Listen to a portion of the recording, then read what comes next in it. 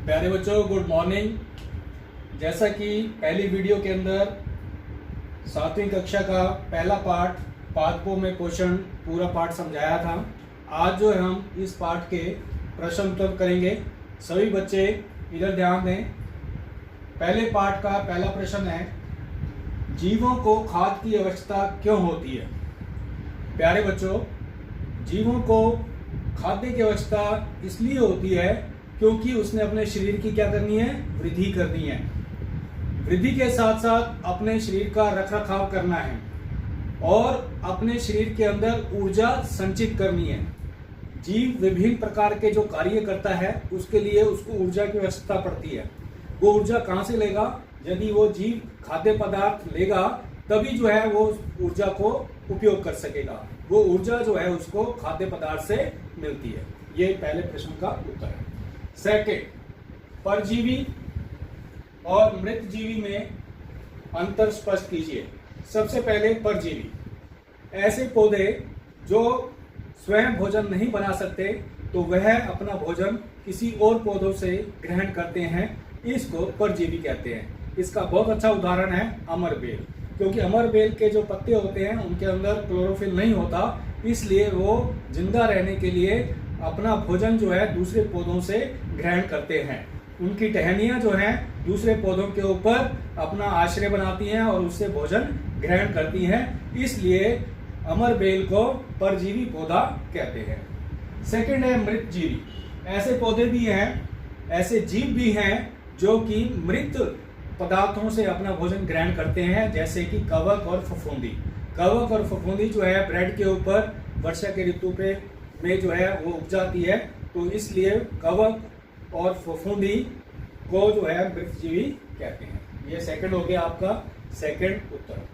Third है बच्चों, आप पत्ती में मंड स्टार्च की उपस्थिति का परीक्षण कैसे करेंगे? आपको मैंने पहली वीडियो के अंदर यह समझाया था कि प्रकाश संश्लेषण के द्वारा जब पौधे जो हैं, पत्तियां जो है वो अपने अंदर कार्बोहाइड्रेट जो है वो स्टार्च का ही रूप है, वो प्रकाश संश्लेषण के दौरान बनाती हैं, तो उसको जो है हम स्टार्च कहते हैं। इसकी उपस्थिति कैसे पता चलेगी? एक इसका बहुत अच्छा प्रयोग है। एक गमला लिया हमने, एक गमले के अंदर जो इसका पत्ता है, इस पत्ते को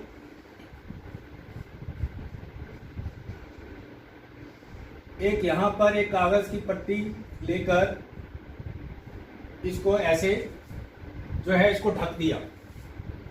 इधर यदि आप इधर देखें, मान लीजिए ये पत्ता है, ये पत्ता,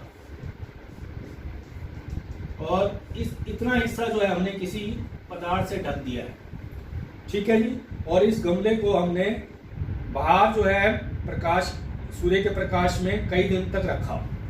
अब जो है इस पत्ते को लेकर एक आयोडीन का सॉल्यूशन, ट्रे के अंदर आयोडीन का सॉल्यूशन लेकर इस पत्ते को जो है इसको डिप कर देना है। आप देखेंगे कि ये पूरा पत्ता जो है, जो हिस्सा ढका हुआ था उसमें इसका कलर चेंज नहीं होगा आयोडीन का, और बाकी हिस्से के अंदर कलर चेंज हो जाएगा। क्यों?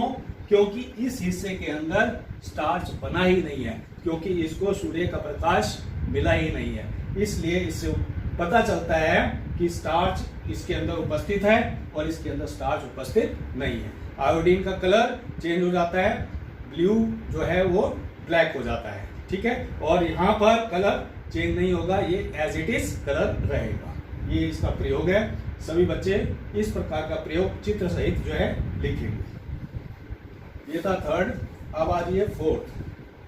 हरे पादपों में खाद्य संश्लेषण प्रक्रम का संक्षिप्त विवरण कीजिए।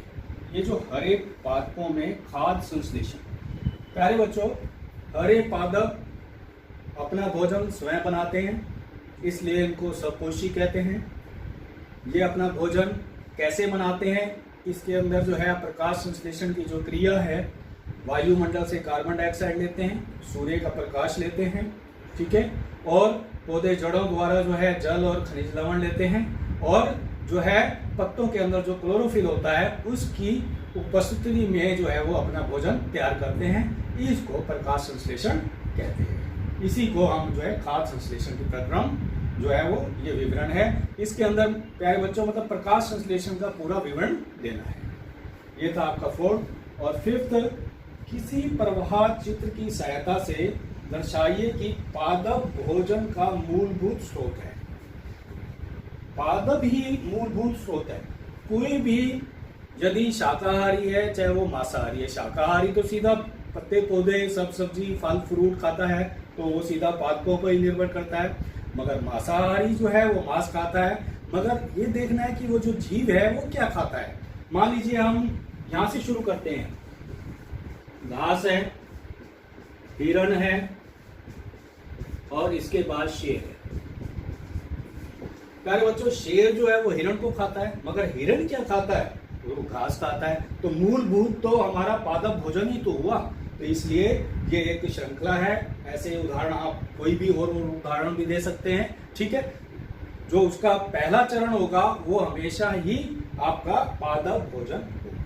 ये प्यारे बच्चों 5 प्रश्न है जो है उनको ध्यान से पहले प्रश्न लिखने हैं और जो मैंने समझाया है उन सब के नीचे जो है आपने उत्तर लिखने हैं। प्यारे बच्चों नेक्स्ट क्वेश्चन है प्रश्न नंबर 6, रिक्त स्थानों की पूर्ति कीजिए। क्योंकि हरे पादप अपना खाद्य स्वयं बनाते हैं इसलिए उन्हें क्या बोलते हैं, स्वपोषी। स्वपोषी, ठीक है बच्चों, पहले में ये आएगा।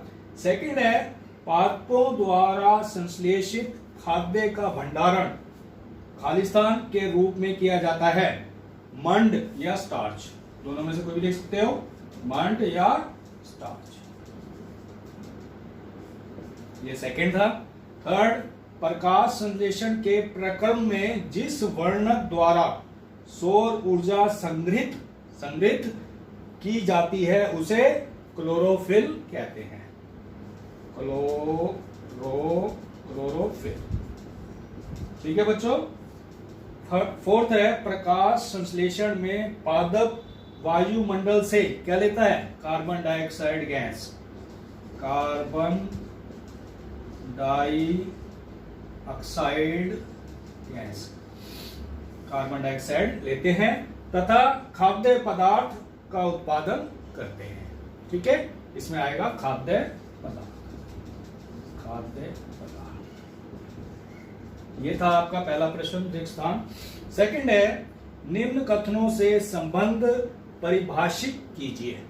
पहला है, पीत दुर्बल तने वाला परजीवी पादप अमरबेल। इसका आंसर आएगा बच्चों अमरबेल।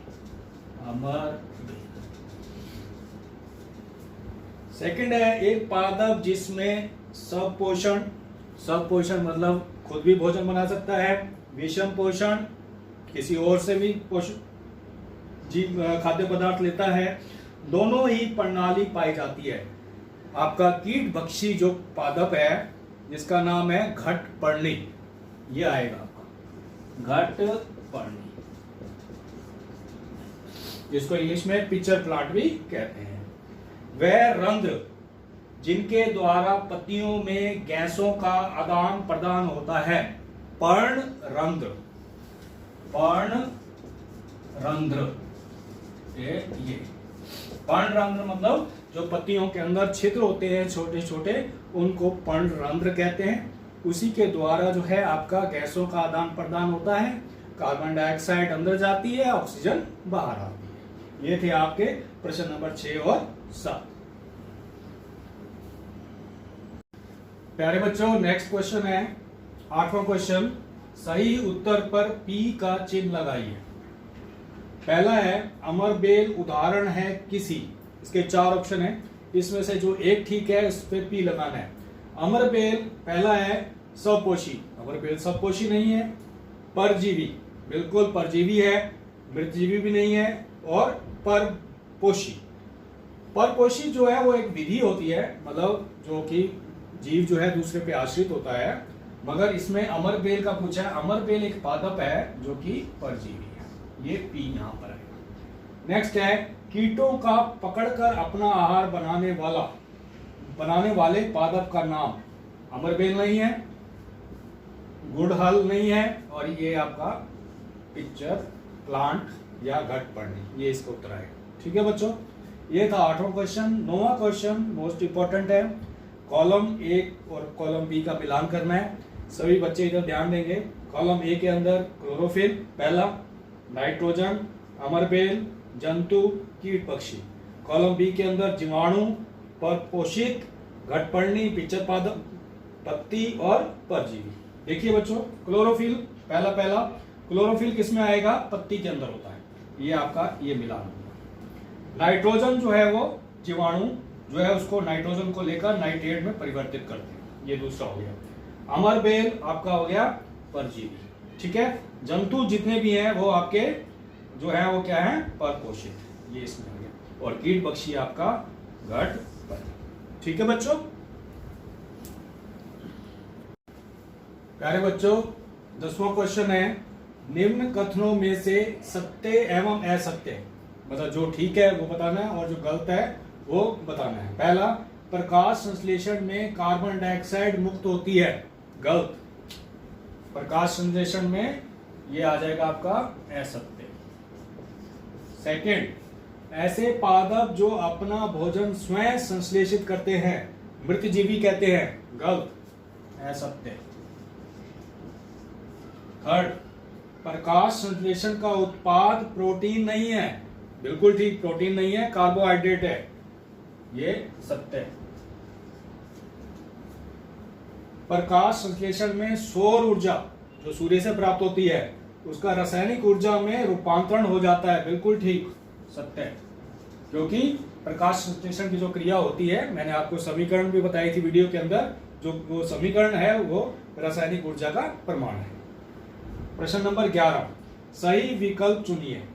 पादप के किस भाग द्वारा प्रकाश संश्लेषण हेतु वायु से कार्बन डाइऑक्साइड ली जाती है? मूल रोम, नहीं, रंध्र, ये सब आएगा इसका। ठीक है। प्रश्न नंबर 12, वायुमंडल से मुख्यतः जिस भाग द्वारा कार्बन डाइऑक्साइड प्राप्त करते हैं वह जड़ नहीं, तना नहीं, पुष्प नहीं, पत्ती। प्यारे बच्चों, ये थे पाठ नंबर 1 पादपों में पोषण के सभी प्रश्न उत्तर। ये 12 प्रश्न उत्तर है, सभी जो है बच्चे कॉपी पर इसको लिखेंगे। धन्यवाद, गुड डे।